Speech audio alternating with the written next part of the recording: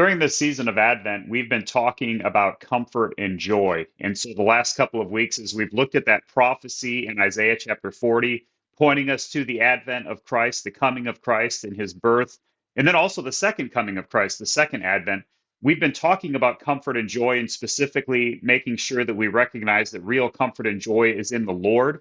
And then this past Sunday, we talked about how there is comfort and joy in the advent. If we truly look to the Lord, then we can find comfort and joy in his coming.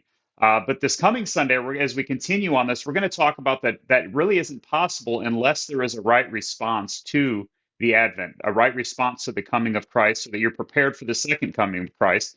And how do we have that right response? Well, it's to respond now and to receive the salvation that only comes in and through a relationship with Jesus Christ. And so that's what we're going to look at on Sunday as we look specifically at Luke chapter 2, verses 8 to 11. So we're reading that Christmas story in Luke 2 and seeing how it points back to Isaiah 40, which pointed ahead to the coming of Christ and even further ahead to the second coming of Christ. And so we're going to put all that together Sunday morning as we continue to talk about this Advent season, the comfort and joy that we have in the Lord in Advent and in the salvation that we have in the Lord. So I want to encourage you to read Luke chapter 2, the first 20 verses again before Sunday morning, and really pray that God would prepare you for that time of worship together. And so we look forward to seeing you for prayer at 9, family groups at 9:30, and then again for worship at 10:40.